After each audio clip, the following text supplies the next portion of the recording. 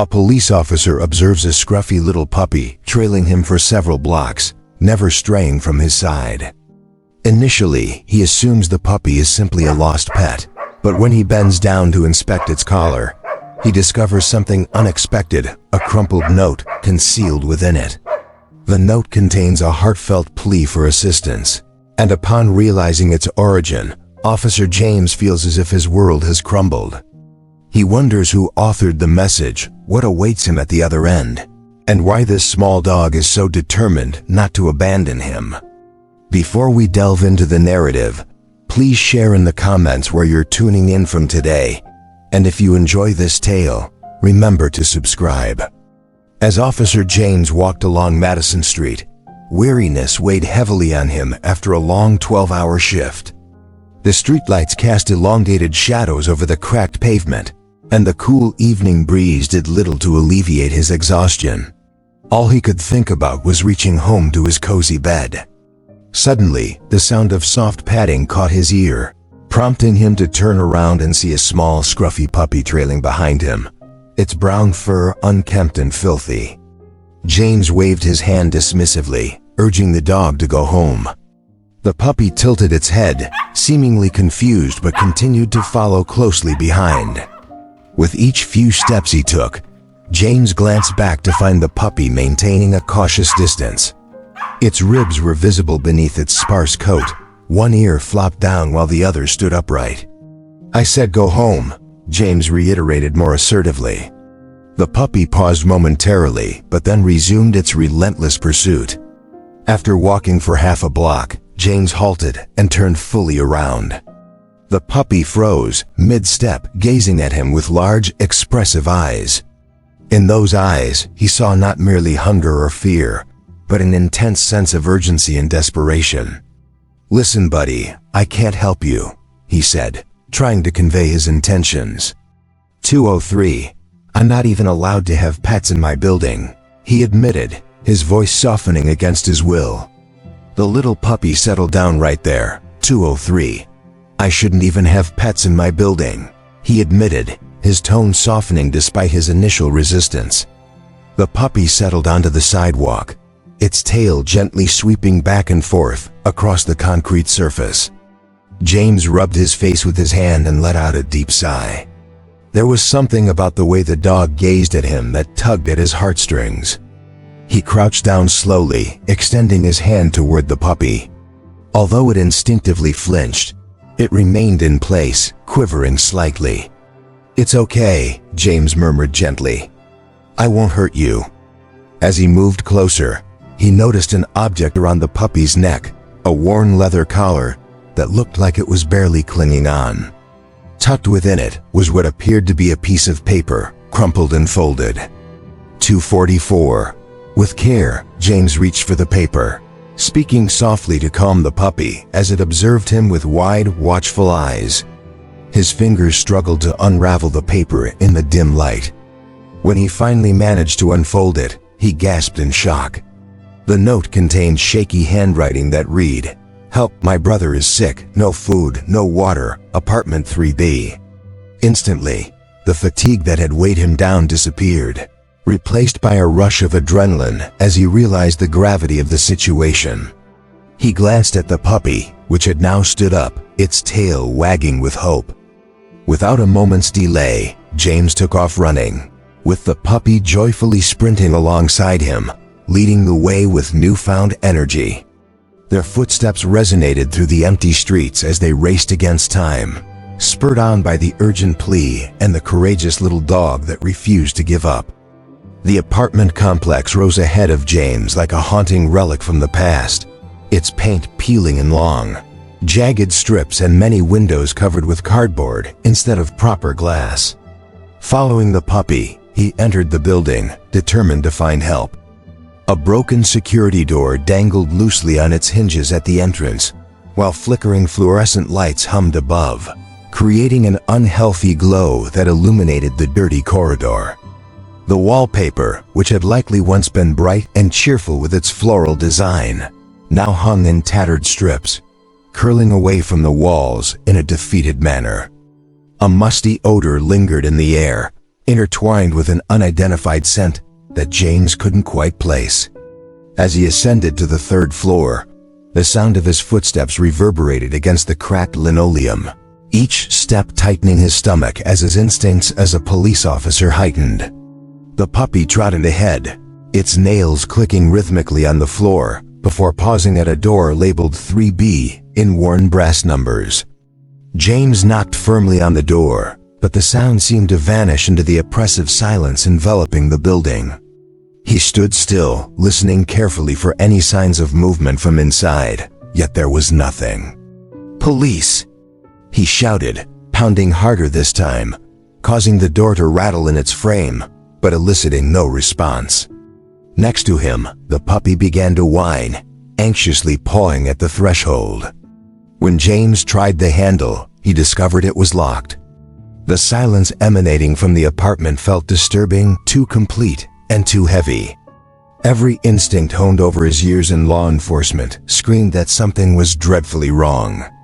His heart raced in his chest as he stepped back and assessed his options, while the puppy's whining became more urgent.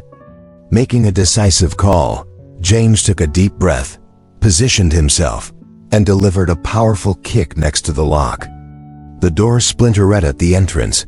A damaged security door dangled loosely from its hinges.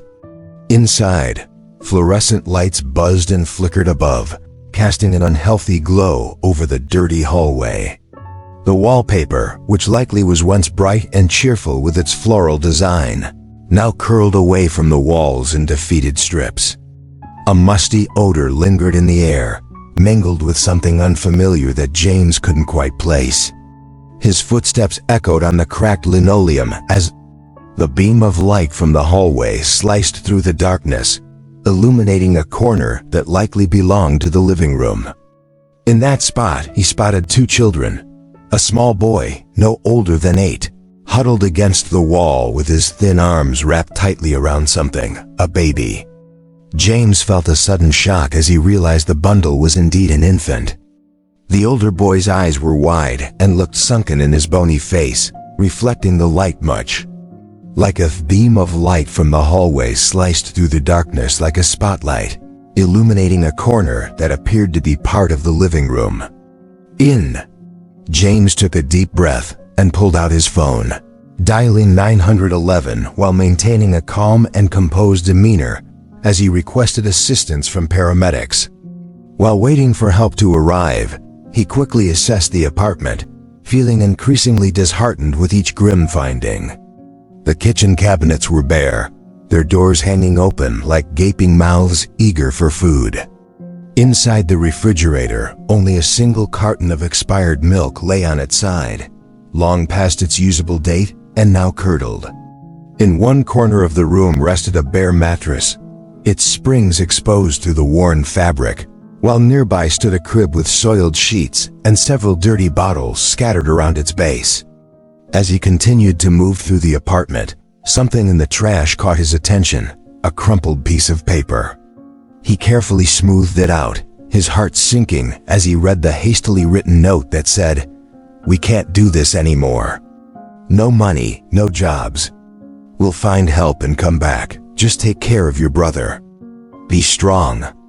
James clenched his jaw tightly, gripping the letter so hard that the paper crinkled in his fist. The message felt empty and devoid of sincerity. These actions did not reflect parents in desperate need of assistance, but rather those who had abandoned their children outright. They had left their kids to survive on their own, thrusting the older boy into the role of caregiver when he should have been enjoying childhood and attending school.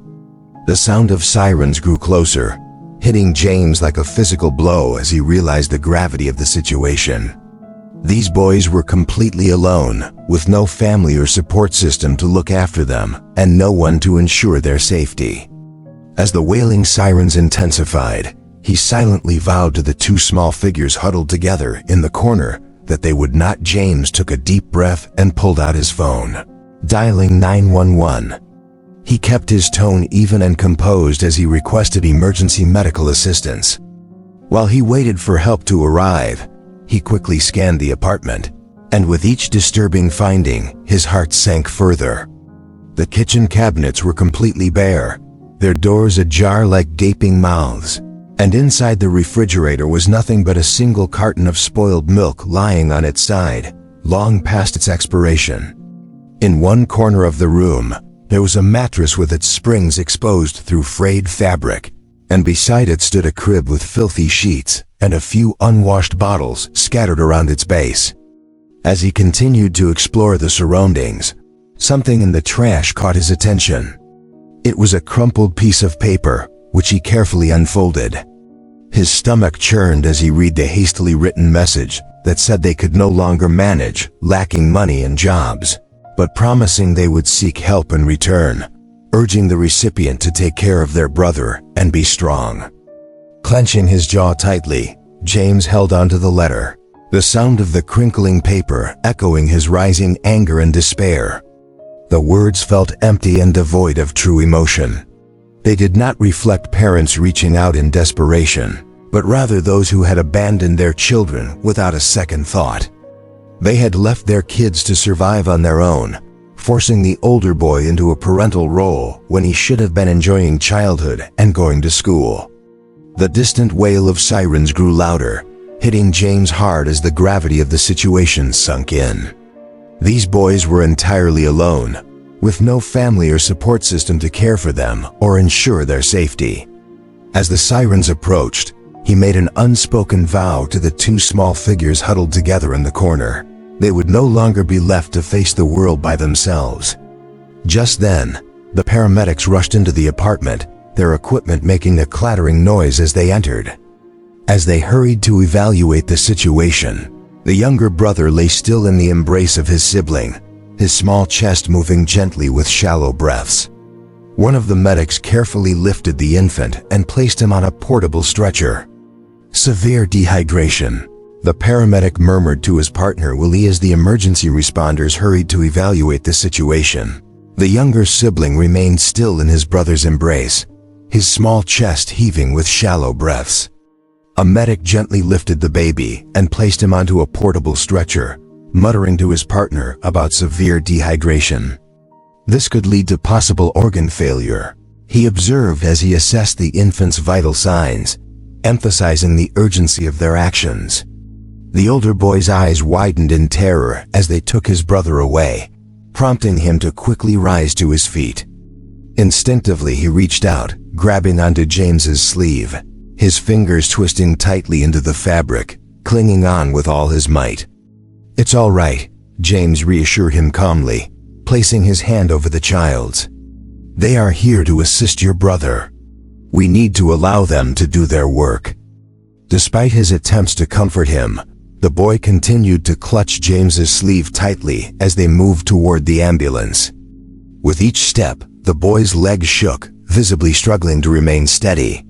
Without a moment's pause, James picked him up, effortlessly carrying him down the stairs while their loyal puppy trotted faithfully alongside them.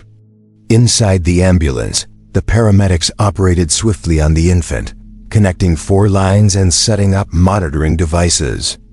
James found a spot on the bench with the older boy leaning against him, their hands intertwined for comfort. The puppy settled comfortably in James's lap, its warm brown eyes fixed intently on the older boy, offering silent support. The atmosphere inside the ambulance was filled with tension, broken only by the rhythmic beeping of medical machines and the occasional directives exchanged among the paramedics. As time passed, the boy's grip on James's hand grew tighter until, in a barely audible whisper, he asked if his brother would survive. In response, James firmly squeezed his hand, not providing an answer but conveying reassurance through his touch. At 12:06, the boy heard a steady and determined voice from the man beside him who assured him that everything would be okay. He reassured the child that the medical professionals were highly skilled and would provide excellent care for his brother. The boy gave a slight nod, his gaze fixed on his brother lying on a stretcher. Meanwhile, a small puppy whined softly and leaned over to lick the boy's free hand, managing to coax a small smile from him amidst the worry. Upon arriving at the hospital, things unfolded rapidly. There was a flurry of activity as paramedics hurriedly wheeled the baby through the emergency room doors, rapidly communicating medical jargon to the waiting staff. The older boy attempted to follow them, but hospital personnel prevented him from entering the treatment area. In distress, he exclaimed that he needed to stay with his brother, claiming that his sibling required him. James, kneeling down to the boy's height, explained in a calming tone that the doctors needed space to attend to the situation, assuring him they would wait right outside. Suddenly, two women dressed in business attire approached them, their social worker badges clearly visible. The elder woman began to pull out a notepad to take notes, while the younger one offered a warm smile to the boy. The older social worker gently informed them that they needed to ask some questions. As she spoke, the boy pressed closer to James, a slight tremor in his body signaling his anxiety. The puppy instinctively placed itself between the boy and the social workers, exhibiting a protective stance despite its small size. James observed the social workers, noting the clipboards they held and the worried looks on their faces. He felt the boy's fingers digging into his arm, sensing the fear in his eyes at the thought of being separated. At that moment, a conflict began brewing within him as he confronted the harsh fluorescent lights of the hospital environment. The lights in the hospital waiting area cast long shadows over the old vinyl seats where James and the young boy were sitting. The clock on the wall continued to tick, marking time in what felt like an endless loop, with each second dragging on as if it were an hour. Ever since their arrival, the boy had not loosened his hold on James's sleeve. His tiny fingers clutched the fabric tightly, suggesting that it was his only connection to safety. James observed how the boy's eyes flitted nervously whenever a member of the hospital staff walked by.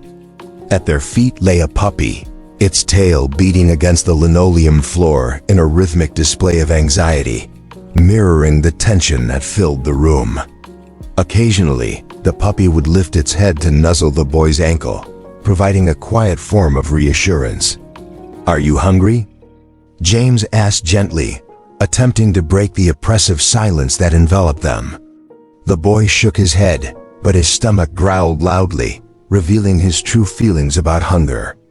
In response, James reached into his pocket and retrieved a granola bar he had forgotten he had from his earlier shift.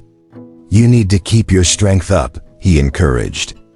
The boy took the bar with shaky hands, still gripping James's sleeve with his other hand. He began to eat slowly and mechanically, as though he had forgotten what eating was truly like. Sarah Brooks, the social worker, sat across from them, sporadically looking up from her paperwork. James could sense her heavy presence, knowing that soon she would have to undertake her responsibilities, which might result in separating the brothers. After what seemed like an eternity, a doctor dressed in blue scrubs approached them. The boy's grip on James's sleeve tightened even further as they both stood up to listen. "Your brother is stable now," the doctor said, his tone gentle yet weary. "He was severely dehydrated and malnourished, but we have him on fluids." The boy was experiencing significant weakness due to his health condition, but he was responding positively to the treatment being administered. Upon hearing this news, the boy's shoulders relaxed, and James felt some of the stress lift from his own body. The puppy, sensing the optimism in the air, began wagging its tail even more energetically. Before James could inquire further, Sarah approached them, her heels making a distinctive sound on the hospital floor. "That's excellent news," she exclaimed, then turned to address both James and the boy. She continued, saying they now needed to talk about temporary arrangements, as there was an emergency foster home prepared to take in both boys while they figured out the situation. Her words filled the room with a heavy atmosphere, causing the boy's breathing to become rapid. He pressed himself closer to James, who felt the small figure beside him tense up. The puppy rose to its feet, picking up on the shift in mood. "No," the boy whispered, his voice trembling as he clutched James's sleeve tightly, looking up with eyes full of fear and desperation. "Please don't leave us." James gazed down at the boy's imploring expression, then looked over at Sarah, who stood expectantly with her clipboard. He recognized the same look of terror in the boy's eyes that he had witnessed previously in their dark apartment. The fear of being left alone again, of facing abandonment once more. The puppy whined softly, leaning against the boy's legs, seemingly providing comfort and support. James felt the gravity of the moment weigh heavily upon him, realizing that the decision he faced was starkly clear, and deep down, he understood that he had already made up his mind. Stepping into the hallway, he pulled Sarah aside, his heart pounding, yet his voice remained calm. "I want to foster. The boy is currently very weak due to his health and nutrition, but he is responding positively to treatment." Upon hearing this news, the boy visibly relaxed, and James felt some of the tension dissipate from his own body.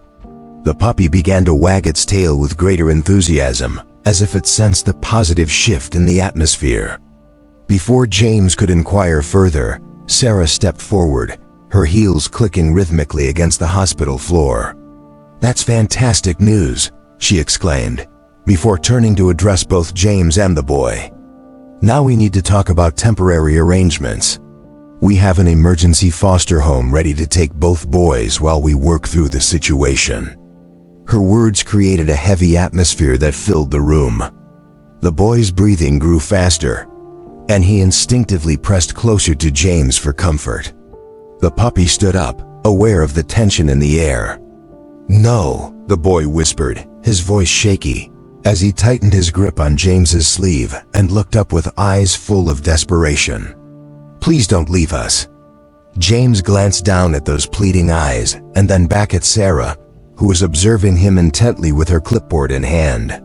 He recognized the same fear in the boy's expression that he had seen previously in that dark apartment, the fear of being alone and the terror of abandonment. Meanwhile, the puppy whimpered softly, leaning against the boy's legs as though trying to offer support. James felt the gravity of the moment weigh heavily on him, with a clear choice laid before him. Deep inside, he knew he had already made his decision. He pulled Sarah aside into the hallway, his heart pounding, yet his voice remained calm. "I want to foster them," he stated, watching her eyes widen in astonishment. Both of them were taken aback by his declaration. Sarah adjusted her glasses and scrutinized him closely. "Officer James, I appreciate that you feel a strong connection to these boys, but fostering is not a commitment to be taken lightly. There is a significant amount of paperwork involved, including home studies and background checks." James interjected, his tone both strong and kind, acknowledging the complexity of the situation.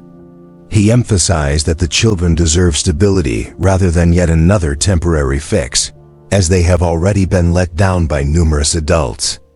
Sarah tapped her pen on her clipboard, her professional composure slightly faltering. She questioned whether he fully grasped the magnitude of caring for two traumatized kids, one being an infant, indicating that it was an enormous responsibility.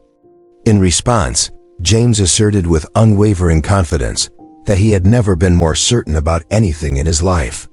He couldn't quite put it into words, but felt a deep connection to these boys that compelled him to stay. In the hospital room, the older boy sat cross-legged on the bed with a puppy nestled in his lap.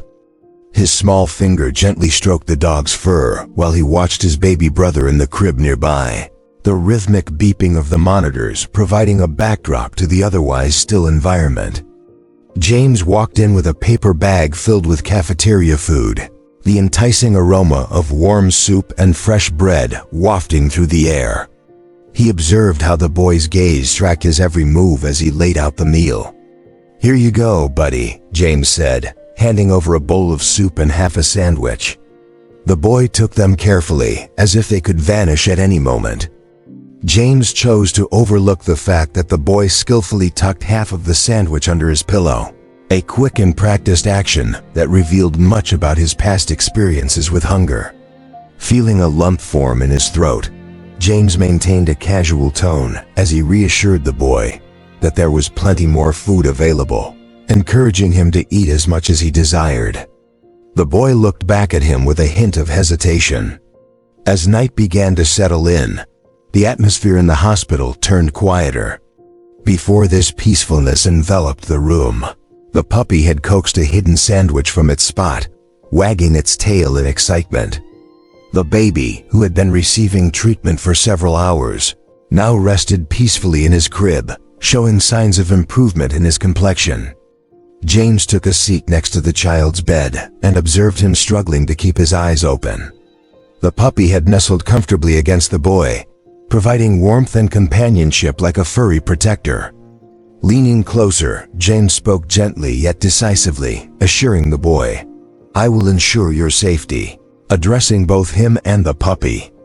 In the dim light, the boy scrutinized James's expression, searching for reassurance. Whatever he discovered seemed to bring him comfort, as he responded with a small, serious nod.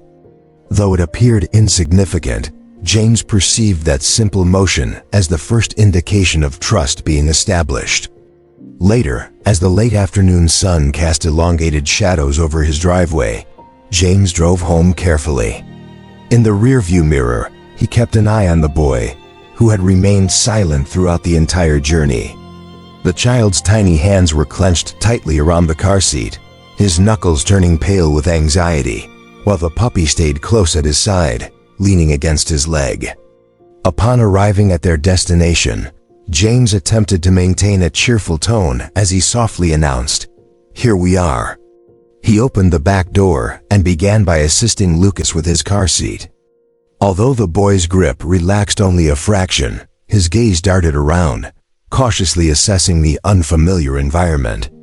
With a practiced air of readiness, James led them along the brief path to his front door. The house itself was unremarkable, a simple single-story structure adorned with faded blue paint and white trim. Yet James had dedicated the last few days to preparing it, ensuring everything was in order for their arrival. "Let me give you a tour," he offered, eager to show them around. The boy silently accepted the invitation to unlock the door, still clutching Lucas's car seat, despite James's kind suggestions to assist him. The puppy accompanied them, its nails clicking softly against the wooden floor as they moved. James began their tour in the kitchen, where he had filled the refrigerator with fresh groceries. "Feel free to eat whenever you're hungry," he explained while opening cabinets to showcase their various contents. "There's no need to ask for permission." The boy's eyes widened a bit at the sight of the abundance of food, but his expression remained cautious and reserved. Next, they entered the living room, furnished with a well-worn yet inviting couch, and then proceeded to the spare bedroom. James had put in significant effort to make this space feel welcoming, with freshly laundered sheets on the bunk bed, a small nightlight plugged into the wall, and a few stuffed animals neatly arranged on the top bunk. "You can pick either bed you prefer," James said, gesturing toward the bunks. "It's entirely your choice." The boy stood hesitantly in the doorway, still holding Lucas's car seat, his gaze moving rapidly around the room as he absorbed every detail and scanned for possible exits. However, he did not approach either bed. The puppy remained at his feet, looking up at him with worried eyes. Later that evening, after helping get the boys settled and placing Lucas in the crib that James had prepared, he decided to check on them one last time before he went to bed. What he saw made his heart ache. Rather than choosing one of the bunks, the boy was curled up on the floor next to Lucas's crib. The puppy lay snuggled against his chest, and even in sleep, the boy's body seemed tense, as if he were ready to leap up at any moment. Moving quietly to avoid waking them, James gently took an extra blanket from the bottom bunk and approached them with careful movements. 2340. Being cautious not to disturb him, James carefully placed the blanket over both the boy and the puppy. The boy shifted slightly but remained asleep, his fingers instinctively curling into the soft fur of the puppy. For a brief moment, James stood there, observing them as they slumbered peacefully. The moonlight streamed through the window, casting a gentle glow on the boy's face, which made him appear even younger and more defenseless. James felt a pang of sadness at the thought of all the hardships these children must have faced that made something as simple as a bed feel like an unsafe place. As dawn broke, sunlight poured into the kitchen through the windows while James worked at the stove, flipping pancakes until they were golden brown and perfectly cooked. The enticing sound of sizzling butter combined with the sweet scent of maple syrup filled the room. He had awakened early with the intention of preparing a nourishing breakfast for the boys. When he turned around, he saw the older boy sitting rigidly at the kitchen table, his hands neatly folded in his lap. Beside him sat the puppy, ever loyal, its tail gently sweeping across the floor with soft swishes. Dark shadows under the boy's eyes hinted at a night spent tossing and turning on the unforgiving floor. James served a warm stack of pancakes in front of the boy, accompanied by butter, syrup, and a glass of milk. The boy's gaze tracked every movement James made, yet he did not reach for any of the food. His shoulders remained tense, as if bracing for someone to take the meal away from him. "Go ahead," James said softly, encouraging him. "They're better while they're still warm." The boy glanced between the food and James, hesitating, before slowly lifting his fork, his actions careful and measured. In an effort to ease the palpable tension, James focused on preparing more pancakes, avoiding too much attention as they shared a quiet meal together. James felt it was no longer appropriate to refer to the boy as the boy in his thoughts. He set down his own fork and spoke gently, asking, "What's your name, kid?" The question lingered in the air, and the boy paused with his fork midway to his mouth, lowering his gaze to his plate. Meanwhile, the puppy nudged his leg with its nose, seemingly trying to provide some encouragement. After several long moments, filled only by the sound of the kitchen clock ticking, the boy finally answered, speaking almost inaudibly, "Noah." James nodded, allowing the name to sink in. It fit the boy well. "It's nice to meet you, Noah," he said, keeping his tone light as if they were simply engaged in a regular morning conversation. After breakfast, James planned to step outside to retrieve the newspaper. As he glanced through the kitchen window, he noticed that Noah remained at the table. For the first time since his arrival, something had shifted in the boy's demeanor. His once tense shoulders had relaxed slightly as he tentatively reached down to pet the puppy's head. This small action was a significant step, hinting at a crack in the emotional barriers Noah had built around himself. The puppy leaned into Noah's hand, and for a brief moment, a hint of a smile appeared on his face. The kitchen felt serene as James finished loading the last of the dishes into the dishwasher, the soft whirring of the machine breaking the silence of the house. Through the doorway, he caught sight of Noah sitting at the edge of the living room couch. Despite the comfort of the soft cushions, the boy's body remained tense. The puppy lay curled up against him, providing quiet companionship, while baby Lucas breathed softly nearby. Through the baby monitor, James could hear everything happening peacefully in the room where Noah was settled in his new crib upstairs. Earlier that morning, James had dedicated his time to assembling the crib, ensuring that every single screw was tightened securely. Occasionally, Noah's gaze would glance towards the front door, flinching slightly at the sounds of cars passing by outside. "Is everything all right?" James gently asked, maintaining a soothing tone as he dried his hands with a dish towel. Noah responded with a quick nod, yet his body remained tense, his fingers unconsciously stroking the puppy's fur, an action that seemed to provide him some comfort. Later that evening, James retrieved a rocket-shaped nightlight from a shopping bag and plugged it into the wall of Noah's room, filling the space with a gentle blue light that spread softly across the carpet. "See? It's not so dark now," he said, making slight adjustments to the light. The top bunks were all neatly made up for him, but Noah stood hesitantly in the doorway, the puppy following closely behind.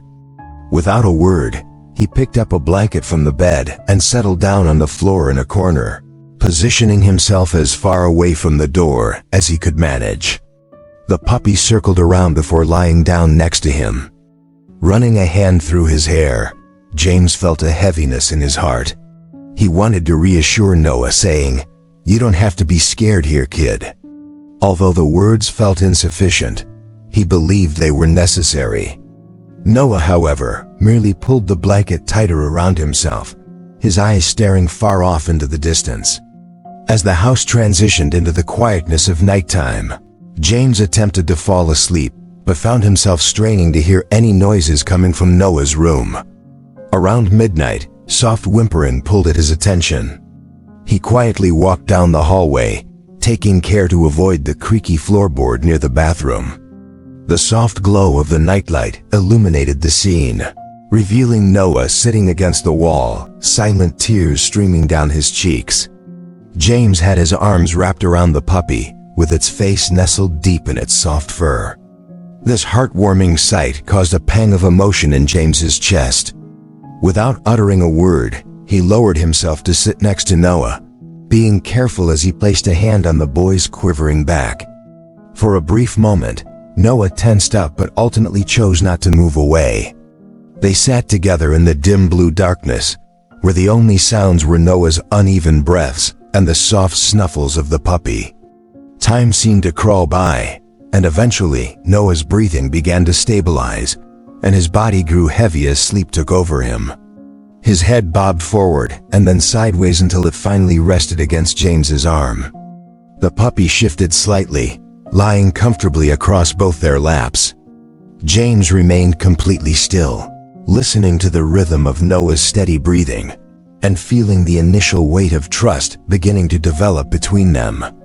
Although it was a small step, it marked the beginning of something meaningful. As sunlight poured through the kitchen windows, James was busy flipping pancakes at the stove, filling the house with the delightful aroma of breakfast.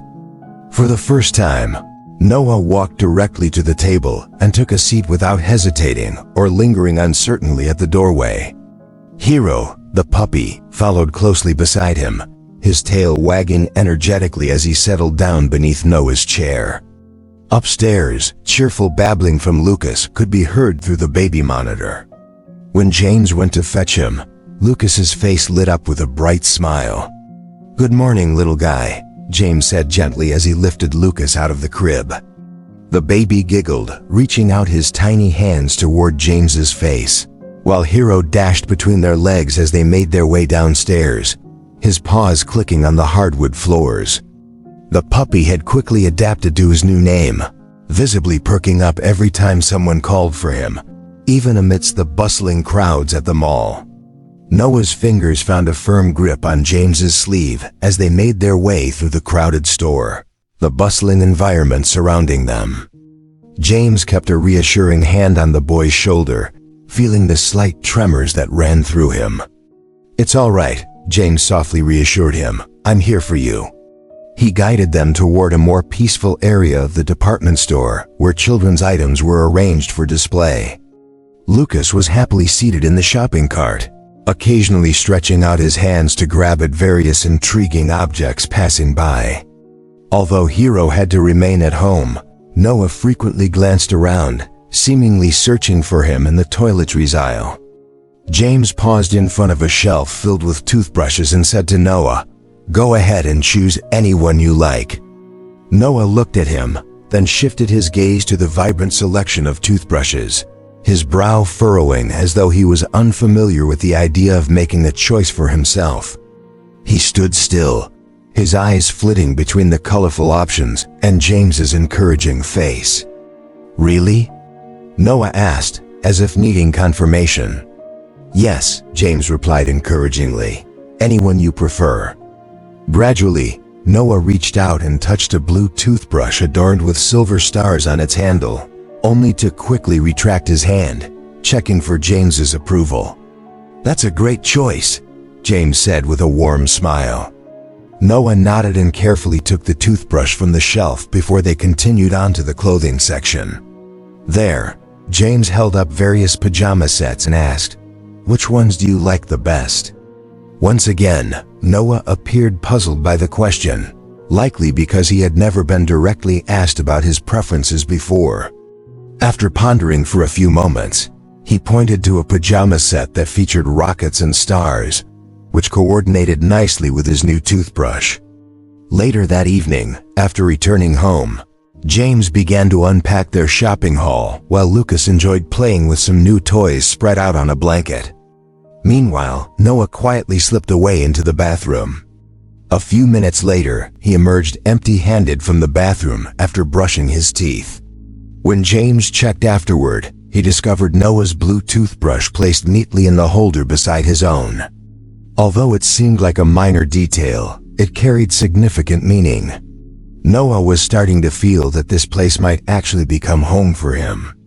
The following day, James parked outside the therapist's office.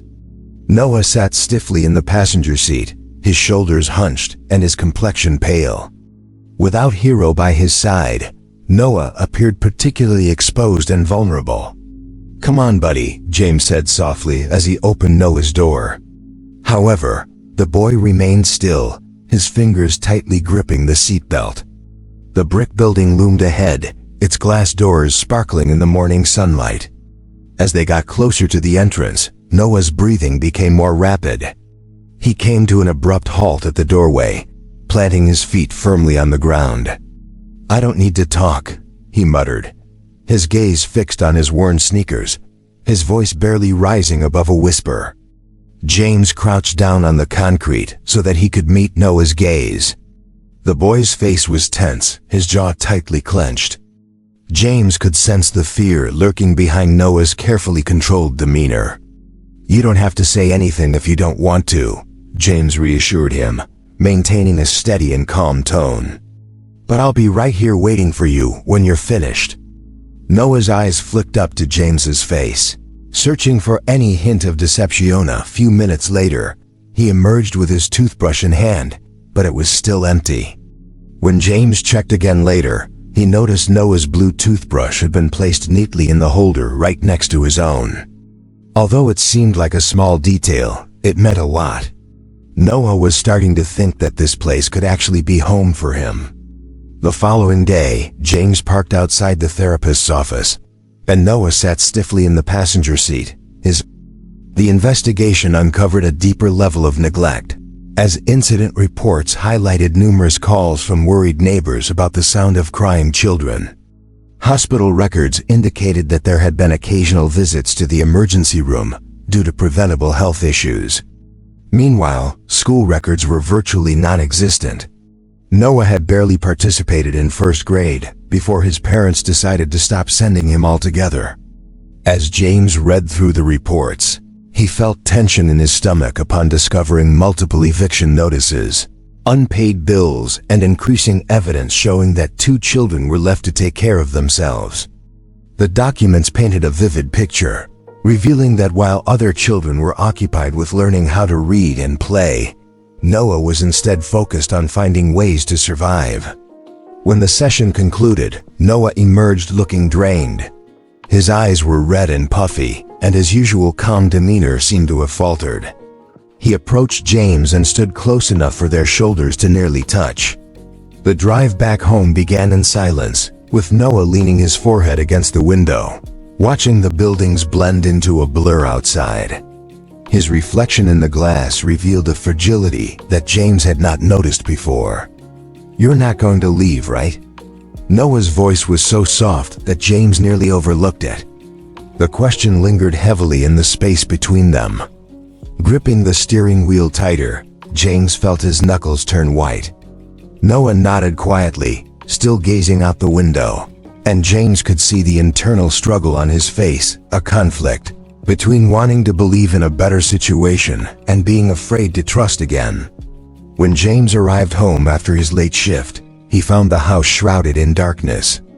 The sound of his keys jingling accompanied him as he unlocked the front door, expecting to find Noah curled up in his usual spot on the couch, perhaps engrossed in a superhero story or reading one of the library books. As James checked the house, he noticed the absence of noise and movement.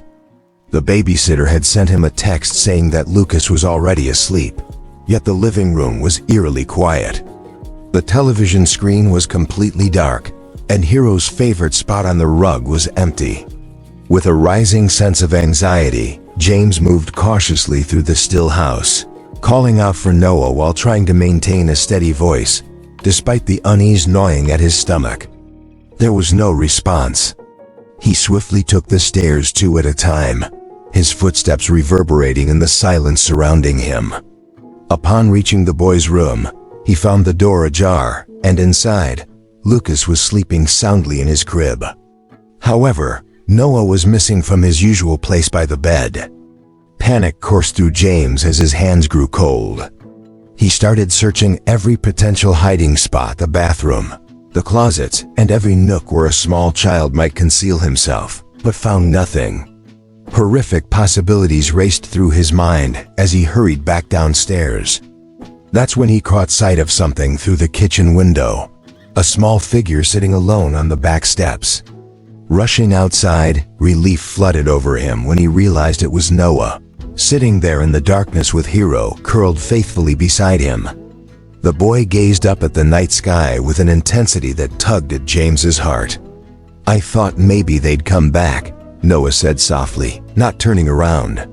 His voice sounded unusually small and fragile. James carefully lowered himself onto the step next to Noah, feeling the chill of the concrete beneath him. "Your parents?" he asked gently. Noah nodded, wrapping his arms more tightly around his knees. "They won't," he replied, his voice cracking. He swallowed hard before continuing. "I know that," but hesitated, struggling to articulate his thoughts. "I don't know what I'm supposed to do now." The vulnerability in Noah's voice tightened James's chest, evoking a deep sense of empathy. With a moment of hesitation, James wrapped his arm around the boy's slender shoulders and drew him into a tight embrace. "You don't have to go through this by yourself," James said in a gentle tone. "I'm here for you." For a brief period, Noah remained rigid in his grip, but gradually he began to relax with some reluctance. He wrapped his arm around the boy's delicate shoulders and drew him into a strong embrace. "You don't have to solve everything by yourself," James said in a gentle tone. "I'm right here with you." For a brief moment, Noah remained rigid in his hold, but gradually he began to relax, leaning his head against James's shoulder. This was the first instance where he permitted himself to be embraced, to receive comfort. Hero moved closer to both of them, offering his own brand of solace in the peaceful night. The following day, as the morning sun cast elongated shadows over the walkway at the school, James parked the car. In the passenger seat, Noah sat completely still, his knuckles turning pale as they gripped the straps of his backpack. Through the windshield, they observed other students making their way into the building, their laughter and conversations drifting through the closed windows. "Are you ready?" James asked softly. Noah responded with a minute nod, but his body language conveyed uncertainty. His shoulders were hunched, making him appear even smaller than usual. Together, they approached the entrance, but with each step towards the door, Noah's pace slowed. Around them, students hurried past, colliding with one another and exchanging greetings. Each loud noise caused Noah to flinch, prompting him to press closer to James for reassurance. Inside the hallway was a whirlwind of bright colors and children's artwork lining the walls. Mrs. Chun, Noah's new teacher, stood at the doorway of her classroom, wearing a welcoming smile.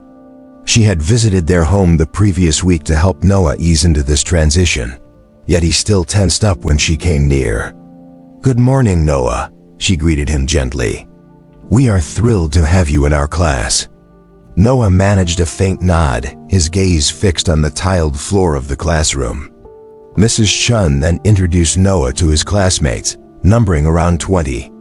Pairs of inquisitive gazes focused on him as Noah stood at the front, tense and silent, his expression carefully neutral while Mrs. Chun introduced him as a new student. When she offered him the chance to share something about himself, he merely shook his head. The morning flew by in a haze of worksheets and soft-spoken instructions. During lunch, Noah located an unoccupied table in a corner of the cafeteria and took out the meal James had prepared for him, which consisted of a sandwich, apple slices, and cookies, but he didn't eat any of it. The cafeteria around him was alive with noise and chatter, and he noticed a group of kids at a nearby table whispering and occasionally glancing in his direction. He felt their stares but opted to keep his gaze lowered, trying to make himself as inconspicuous as possible. "Hey," called out a voice beside him. A boy wearing glasses and a Star Wars t-shirt stood there, holding a lunch tray. "Want to sit with us?" Noah's shoulders stiffened. He quickly shook his head, retreating further into himself until the boy walked away, looking let down. The afternoon seemed to stretch on forever. As soon as the final bell rang, Noah was the first to bolt out of the classroom. He quickly spotted James's car and rushed toward it, relief evident in his every step. When he climbed inside, James didn't pry for details. He simply handed Noah a granola bar and a juice box. Hero's tail wagged excitedly from the back seat as Noah took the snack with shaking hands. He ate slowly and deliberately, gazing out the window while gripping Hero's leash tightly as if it were a lifeline. The autumn wind rustled through the trees as Noah walked along the sidewalk, with Hero faithfully padding alongside him. After a week at school, he had adjusted to a quiet routine, keeping mostly to himself, completing his assignments, and counting down the minutes. Until he was finally allowed to leave, most of the other children had largely ceased their attempts to engage him in conversation, which was precisely what he desired. The warmth of Hero's leash wrapped around his hand served as a continuous reminder that he wasn't completely by himself. The dog's presence transformed the otherwise challenging walk home into something more bearable, even somewhat serene. However, that tranquility was abruptly disrupted when he heard laughter coming from behind him. "Look over there, it's the new kid," someone called out, referencing the boy who lived with a police officer. Noah felt his shoulders tense up at the comment, but he continued walking, picking up his pace just a bit. Hero, sensing Noah's rising anxiety, moved closer to him for support. "Is that supposed to be a dog?" Another voice mocked, adding, "It looks more like a street rat." 3 older boys suddenly appeared in front of him, effectively blocking his way. They wore matching smug expressions and had their backpacks tossed carelessly over their shoulders. Noah recognized them from school. They were 8th graders who seemed to dominate the environment.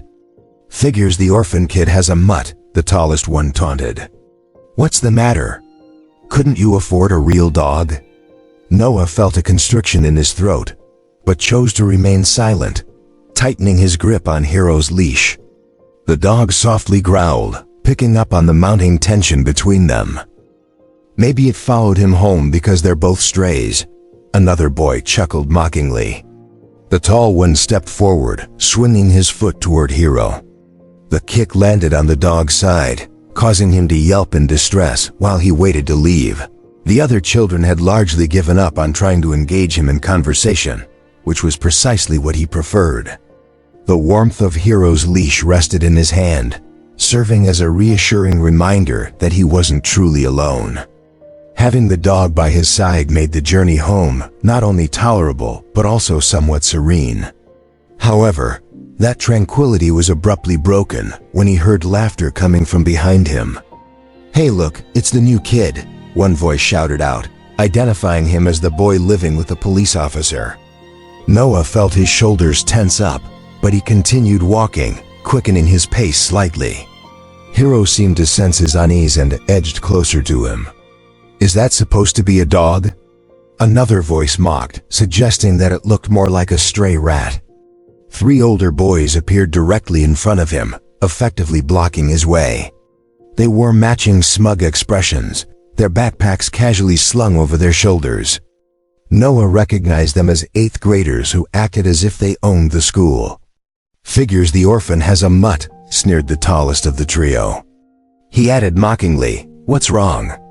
Couldn't buy a real dog?" Noah felt a tightness in his throat, but chose to remain silent, gripping Hero's leash even tighter. The dog growled faintly, picking up on the rising tension. "Maybe it followed you home because you're both strays," one of the boys laughed derisively. The taller boy stepped forward, raising his foot and delivering a swift kick to Hero's side, causing the dog to yelp in pain. Something within Noah snapped, igniting a fierce anger he didn't know he was capable of. Without thinking, he charged at the boy, shoving him forcefully. The larger kid stumbled backward and fell onto the pavement, while his friends jumped back, startled by Noah's sudden outburst. "Hey!" A sharp voice called out, cutting through the tension. A teacher from the school sprinted toward them, her expression serious. At that same moment, James's police car arrived on the scene. As the vehicle pulled up to the sidewalk, the older boy quickly scattered away, leaving Noah standing alone with his fists still tightly clenched and breathing heavily. The teacher was the first to reach him, firmly gripping his shoulder and expressing her strong disapproval by saying that fighting is completely unacceptable, her voice filled with disappointment. James quickly approached, taking in the situation with a look of concern on his face. The teacher, as they arrived at the curb, the older boy quickly scattered away, leaving Noah alone, his fists still tightly closed and his breath coming in heavy gasps. The teacher was the first to reach him, firmly grasping his shoulder as she expressed her disapproval, stating that fighting is completely unacceptable in a tone filled with disappointment.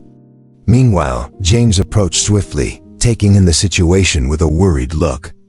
The teacher recounted what she had witnessed while Noah kept his gaze fixed on the ground, his body tense and rigid, with Hero pressed against his leg, whimpering softly. Upon returning, Noah lifted his gaze, his expression as cautious as ever. James unveiled a brand new soccer ball, its black and white panel still immaculate and gleaming. "Come on," James encouraged, making his way toward the backyard. Noah followed him reluctantly, with Hero trotting alongside. The evening air was refreshingly cool and crisp, ideal for outdoor play. James set the ball down on the grass and gave it a light kick in Noah's direction. For a moment, Noah simply stared at it before tapping it back gently, putting minimal effort into the action. His movements appeared rigid and uncertain, as if he were unsure whether he was truly permitted to engage in the game. Hero changed the dynamic entirely by dashing after the ball, barking joyfully with his tail wagging in excitement. The dog nudged the ball with his nose, causing it to roll in erratic directions. Seizing the moment, James pretended to lunge for the ball, completely missing it and stumbling theatrically. "Oh no," he exclaimed, flailing his arms dramatically. "I'm the worst soccer player ever." This prompted a faint smirk from Noah, who watched as Hero brought the ball back to him. With renewed confidence, Noah kicked the ball more firmly, sending it flying past James, who dove in exaggerated slow motion, groaning in feigned defeat. Then, something remarkable happened. A sound emerged that James had never encountered before, filling the backyard with joy, Noah's laughter. It wasn't just a polite giggle or a forced smile. It was a genuine laugh that bubbled up from deep within him. It was free and authentic, embodying the essence of a child lost in pure enjoyment. They continued their playful antics until the sun set, casting vibrant shades of orange and pink across the sky. Throughout the evening, James engaged in increasingly silly attempts to snatch the ball away from Noah, who was fully immersed in the game.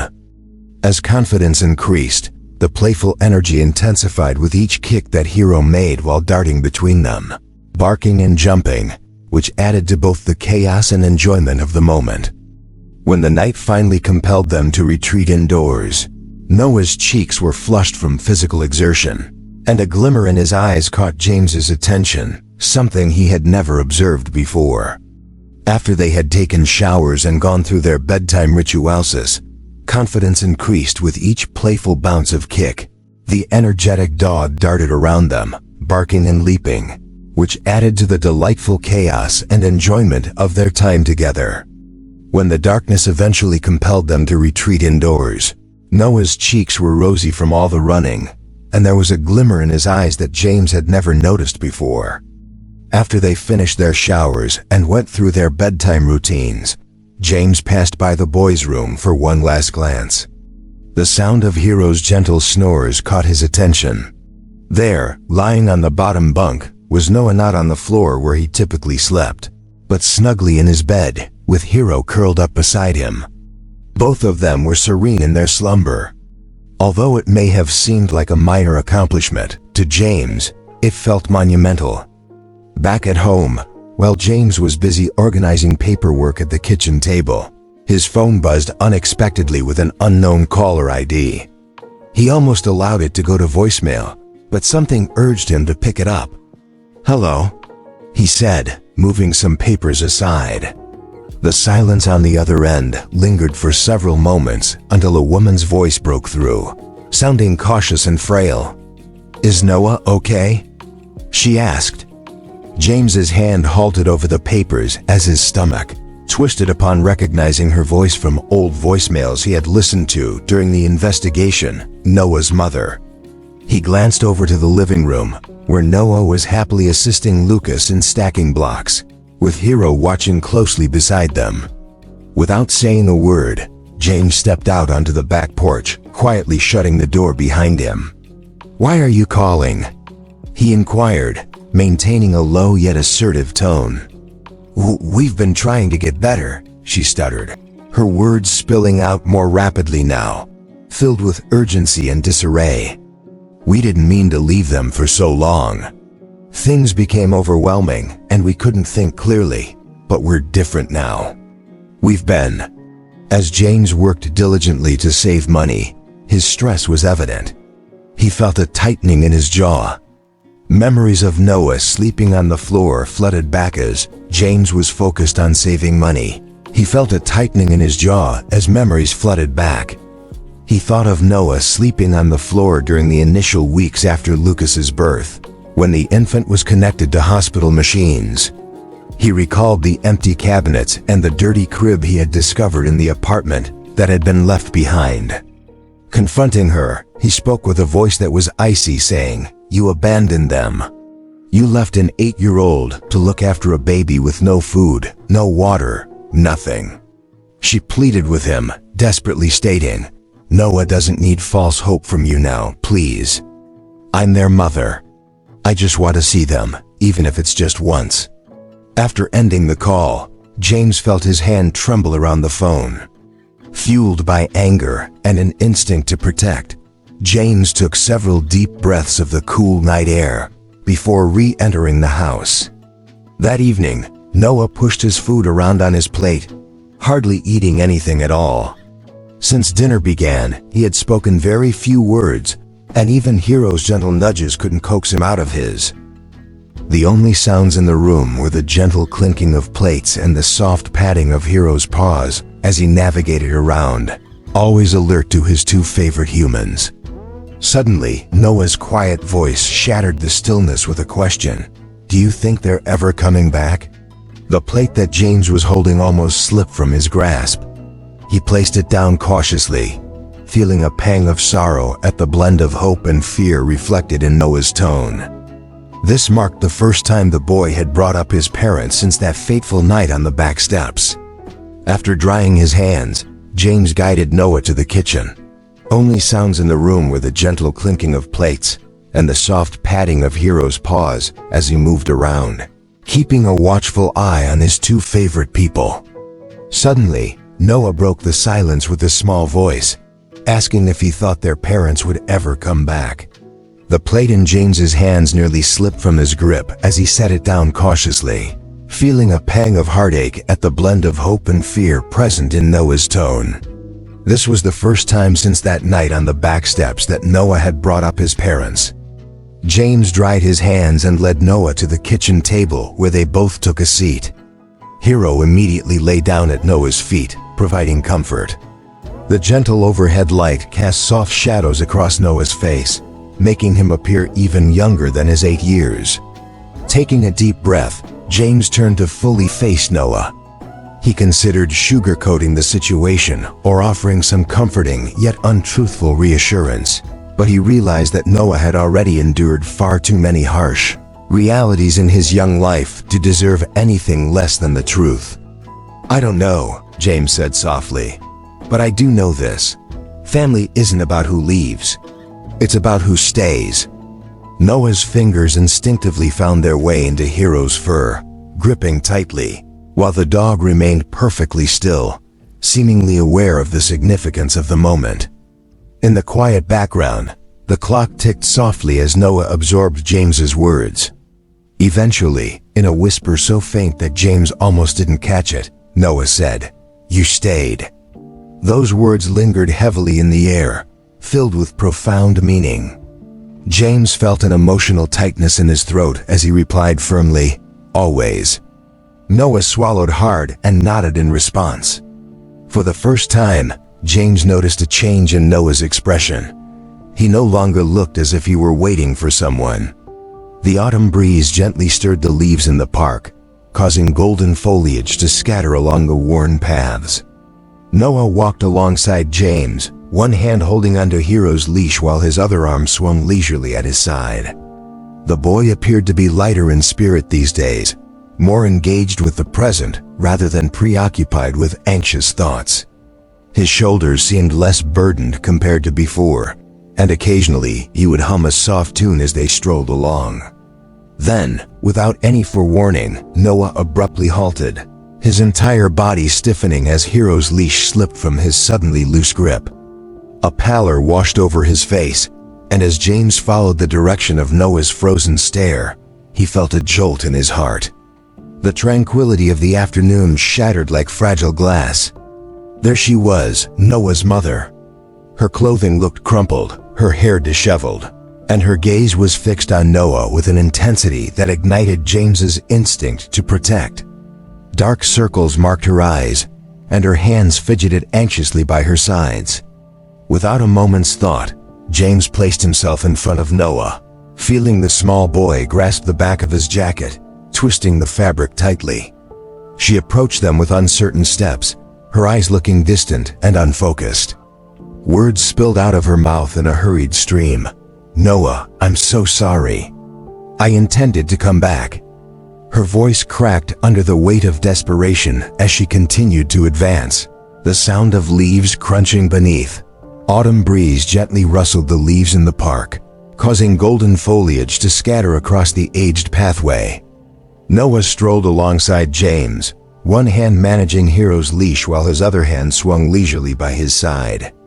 The boy appeared to be in a better mood these days, more engaged with his surroundings instead of being consumed by anxious thoughts. His shoulders, once tense and strained, seemed to have relaxed, and occasionally he even hummed softly to himself as they walked. Suddenly, without any warning, Noah came to an abrupt halt, his entire body tensing up as Hero's leash slipped from his lax fingers. The color drained from his face, and James, following Noah's stunned gaze down the path, felt his heart race in response. The tranquil afternoon atmosphere shattered like fragile glass. There stood Noah's mother. Her clothing was wrinkled, her hair disheveled, and her eyes were fixed on Noah with an intensity that ignited James's instinct to protect. Dark circles underlined her eyes, and her hands moved restlessly at her sides. Without, the dog's defensive posture clearly indicated that he would not allow anyone to harm his companion. James stood his ground, his tone steady and composed, even though he felt a surge of anger within him. He confronted the situation, expressing that they could not simply appear after abandoning them. Behind him, he could sense Noah quivering slightly, feeling the intense emotions emanating from the child he had come to care for deeply. The atmosphere was thick with what remained unsaid and promises that had been broken. Then, Noah stepped out from his hiding place behind James, but continued to hold onto his hand. His voice was soft yet impressively steady as he addressed his mother. He lifted his chin slightly in a display of courage that filled James with pride. "You left us," he said. Those 3 words held the burden of many nights spent hungry, changing Lucas' diapers alone, and worrying about their survival every single day. Vivid memories of bare cupboards and cold, unwelcoming rooms lingered heavily between them. Noah's mother opened her mouth as if to respond, but no sound emerged. She closed it once more, her shoulders drooping as if all her resolve had dissipated. After what felt like an eternity, Noah simply turned away. James placed a protective hand on the boy's shoulder, and they began to walk away, with Hero faithfully trotting alongside them.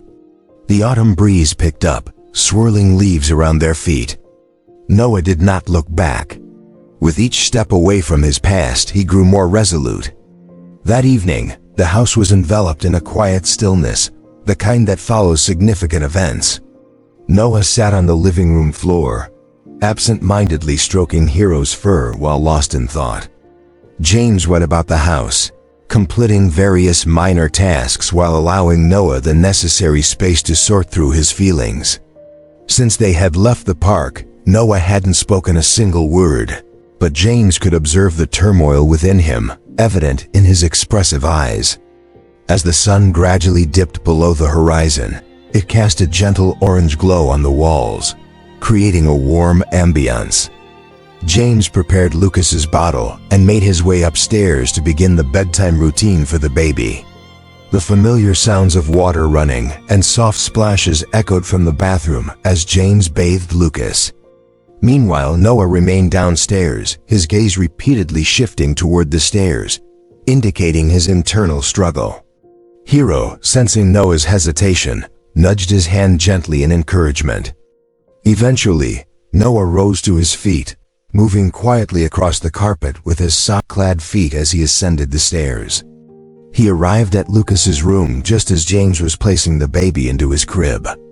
The nightlight illuminated the room with a soft glow, casting playful shadows on the walls. Noah paused in the doorway, nervously fiddling with the hem of his t-shirt. James softly hummed, wrapping the blanket snugly around Lucas, who was already beginning to drift off into slumber. His tiny fist relaxed against the sheets. Noah broke the silence, asking in a barely audible whisper, "She wasn't really coming back, was she?" In the stillness of the room, his question felt heavy and significant. James straightened up from the crib and turned to face Noah, whose expression displayed a blend of pain and comprehension, as if he already grasped the truth but needed confirmation. James then moved to sit on a small bench by the window, patting the space beside him invitingly.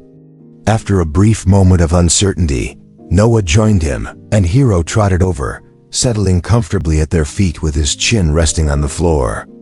The streetlight outside created long shadows across the room, resting on Noah's shoes while a distant car horn echoed in the background. "I don't believe that," James said softly, choosing his words with care and sincerity. He observed Noah as he took this information in, noticing the boy's shoulders rise and fall with a heavy breath. Noah slowly nodded, his gaze fixed on his hands resting in his lap before looking up at James. There was a new glimmer of emotion in his eyes as he spoke. "But you're still here." Hearing those words filled James with warmth, and he smiled a smile that radiated genuine affection. Once again, silence enveloped the room, though it felt lighter than before. Noah gazed at James intently, seemingly searching for reassurance. Then, with a blend of uncertainty and resolve, he leaned against James, resting his head on him. James responded by wrapping his arm around Noah's small shoulders, feeling the tension ease as the boy relaxed against him. Nearby, Lucas made a soft cooing noise in his crib, while Hero's tail gently thumped against the floor. For the first time since arriving at James's home, Noah allowed himself to feel that this place could be considered home. Outside, the autumn breeze stirred the leaves on the trees as James observed Noah through the kitchen window.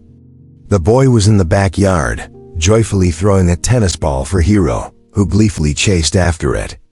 This sound, the carefree laughter of Noah, had become more common lately, and it filled James's heart with immense happiness. Simultaneously, Lucas babbled contentedly in his high chair, making a delightful mess as he munched on banana pieces. Over the past weeks, the house had transformed into a lively space brimming with toys, children's books, and the joyful sounds of play. Noah's artwork adorned the refrigerator, and his backpack had found a permanent spot by the door, signifying a sense of belonging. James observed notable changes in Noah as well. The boy no longer flinched at unexpected movements or hoarded food in his pockets for later snacks. During dinner, he confidently asked for second servings without a moment's hesitation. Just yesterday, Noah's teacher had reached out to inform James that Noah had befriended a boy named Tommy and had even invited him over for playtime after school. Meanwhile, an envelope weighed heavily in James's pocket as he tidied up the mess left by Lucas. It had been with him for days as he waited for the perfect opportunity to address it. As his hand brushed against the envelope, he took a deep breath, aware that the contents represented everything he desired for both himself and Noah. "Hey Noah," James called through the open window. "Could you come inside for a moment?" The boy jogged over, his cheeks flushed from play, with Faith trotting faithfully behind him. Although Noah's hair appeared slightly disheveled and his sneakers were caked with mud, his eyes sparkled with excitement. Without hesitation, he sat down at the kitchen table when James gestured for him to do so, a stark contrast to the withdrawn child who had first stepped into their home. James settled into his seat across from Noah and pulled out the envelope, feeling his heart race as he placed it on the table between them. "I've been contemplating something significant," he began, observing Noah's intrigued expression. "What if we made this official?" Noah's brows knitted in confusion as James carefully slid the envelope closer to him. The boy opened it and read the words at the top, "Petition for adoption." Noticing the surprise on Noah's face, James spoke softly, reassuring him, "You don't have to say yes if you're not ready." 1 hour 4 minutes and 59 seconds. James felt a slight tremor in his voice, but he expressed his desire to truly be Noah's and Lucas's father. Noah gazed at the documents before him, his mouth moving as if trying to find the right words, but producing no sound. When he finally lifted his gaze to meet James's eyes, tears began to gather in his own. "You genuinely want me?" he asked, his voice breaking on the last word, sounding fragile and exposed. Seeing Noah's emotional state caused tears to well up in James's eyes too, and he couldn't help but smile because of the overwhelming joy he felt. Noah's lip quivered as he refocused on the papers, and a tear fell onto them, leaving a small dark spot. He wiped his eyes with the back of his hand, sniffling softly. 1 hour 5 minutes and 43 seconds. Gradually, and with intention, Noah gave a nod, signaling that he understood and accepted. In an instant, James was up from the table, wrapping Noah in a warm, tight embrace. The boy instantly responded by wrapping his arms around James, gripping the back of his shirt tightly. Hero, their dog, barked excitedly nearby, his tail wagging energetically as he picked up on the happiness surrounding them. Sunlight streamed through the bedroom window while James assisted Noah with the buttons on his light blue dress shirt. Noah's fingers shook slightly as he struggled with each button, and James noticed the tremors in the boy's hands. With gentle care, he took over, fastening each button carefully. 1 hour 6 minutes and 22 seconds. Noah's voice emerged as a faint whisper when he asked, "What if they say no?" His gaze was fixed to the floor, and the fear laced in his voice tugged at James's heart. Kneeling down, James placed his hands on Noah's shoulders until their eyes met. "They won't," he reassured him, his tone resolute and unwavering. "But even if they did, I would still be your dad." His voice echoed confidence, leaving no space for uncertainty. Nothing could change that truth. As they approached the courthouse, its imposing steps seemed to rise endlessly in front of them. Noah held Lucas closely, the baby happily playing with the collar of Noah's shirt, while Hero padded alongside them. Noah had his leash wrapped tightly around his wrist, and the comforting presence of the dog by his side eased his anxiety, just as it had done from the very first night they were in the courtroom together. The polished wooden benches shone brightly under the fluorescent lighting, and Noah sat upright next to James, with one hand still holding onto Lucas and the other buried deep in Hero's fur. The judge, a kind-faced woman sporting silver-rimmed glasses, looked down at Noah from her elevated position on the bench and softly asked him a crucial question. Did he want Officer James Peterson to become his legal father? Noah's breath momentarily caught in his throat, creating an atmosphere of hushed anticipation throughout the courtroom. Hero pressed closer to him, and Noah instinctively tightened his grip on the dog's fur. But then, with a clarity that resonated powerfully within the room, he answered, "Yes." His voice was strong and confident, leaving no hint of the nervousness he had felt earlier. The sound of pen scratching against paper echoed throughout the space as the judge completed the necessary paperwork. It all seemed remarkably straightforward. Just a few signatures were required to formalize what, with his leash securely wrapped around Noah's wrist. The dog seemed to help ease Noah's anxiety, just as it had during their first night in the courtroom. The polished wooden benches shone brightly under the fluorescent lights as Noah sat upright next to James. One hand was still gripping Lucas, while the other was buried in Hero's soft fur.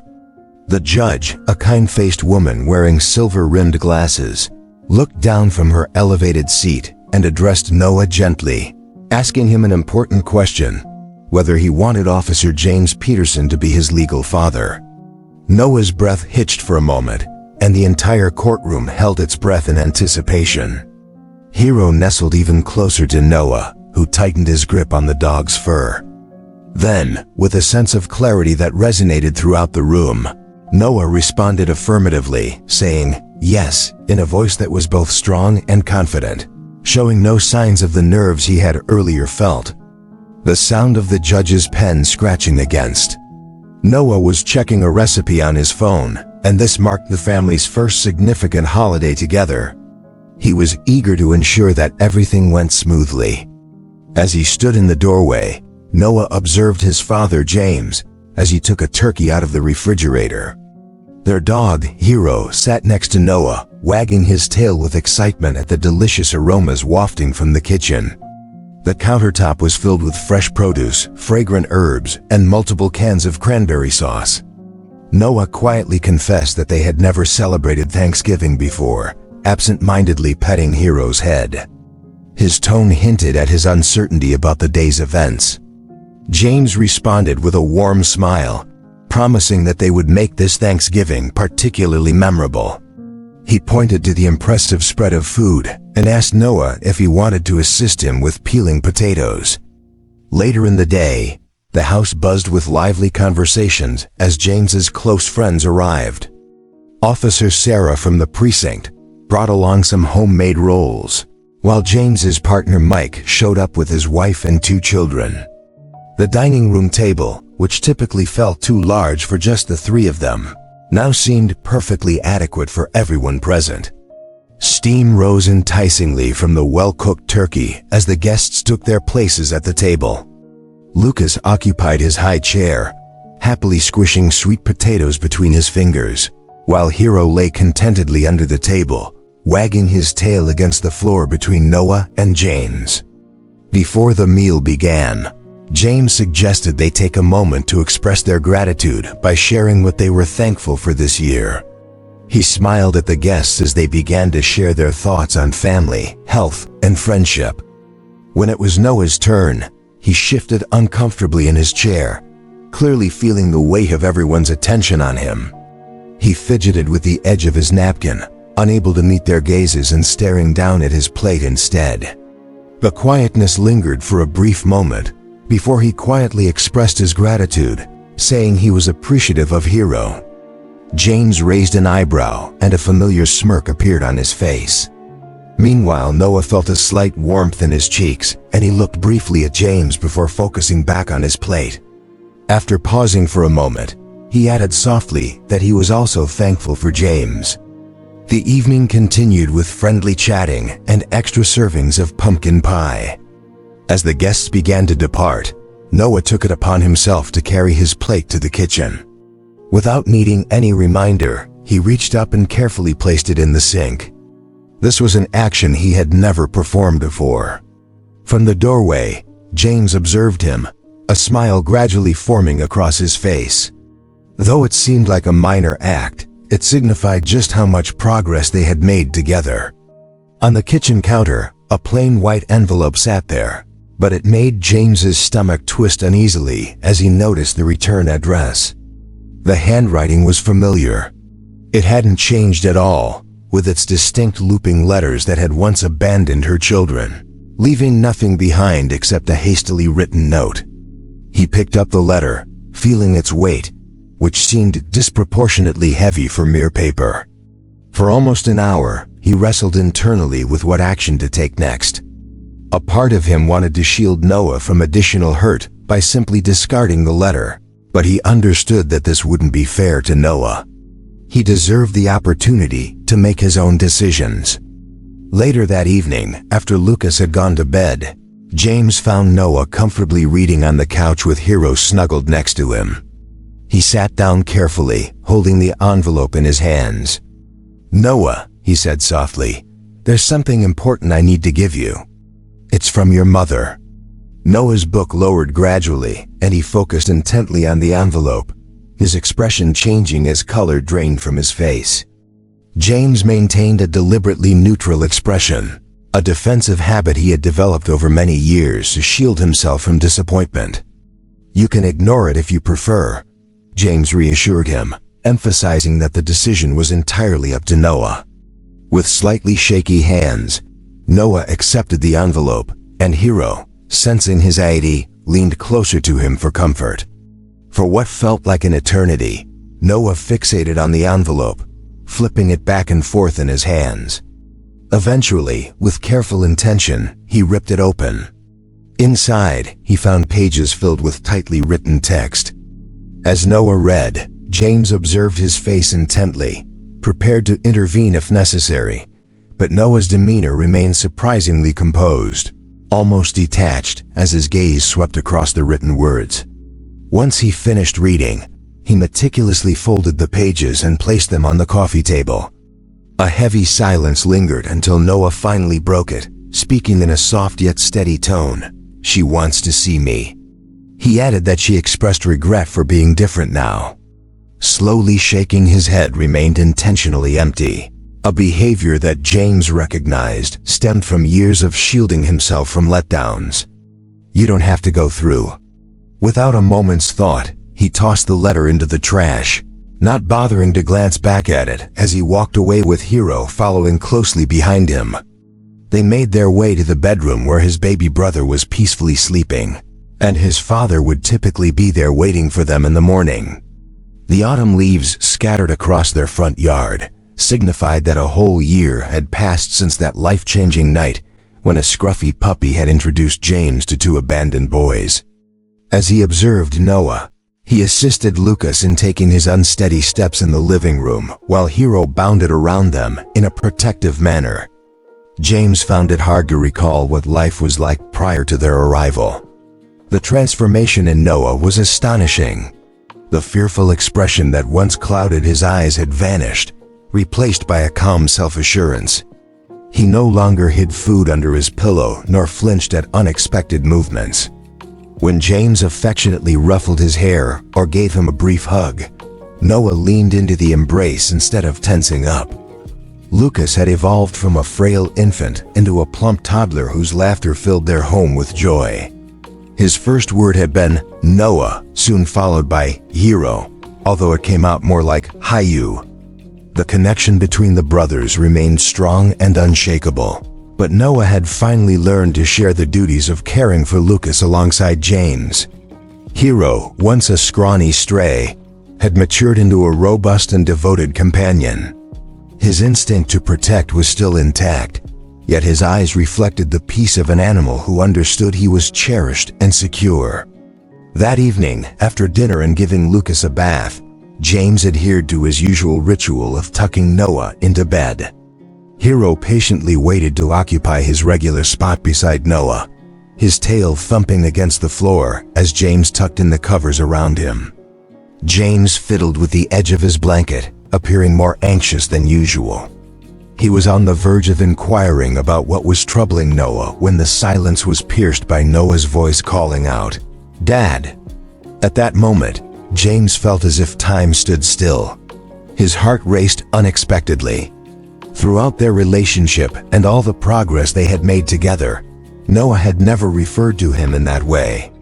Typically, he would simply call him James or sometimes remain silent, communicating through meaningful glances and appreciative smiles. "Yeah, buddy," James replied, making an effort to keep his voice calm. Noah twisted the blanket between his fingers, avoiding eye contact with James, his cheeks turning a deep shade of red as he barely managed to say, "Love you." The simplicity of those words lingered in the air, both ordinary and deeply significant. Tears threatened to spill from James's eyes as he enveloped Noah in a warm embrace, whispering back, "Love you too, kid," his voice heavy with emotion.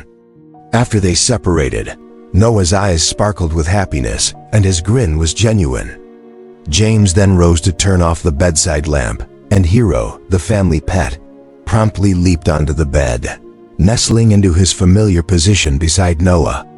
Under the soft illumination of the nightlight, James paused at the doorway, taking in the peaceful atmosphere of the house. The only sounds were Lucas's gentle breathing coming from the baby monitor and Hero's satisfied sighs. Noah was now curled up beneath his blanket, no longer tense with fear or doubt. For the first time since James had known him, Noah appeared entirely serene, untroubled by the uncertainties of the future. If you found Officer James's story enjoyable, I've selected another heartfelt tale just for you. Be sure not to miss it. Click here to watch.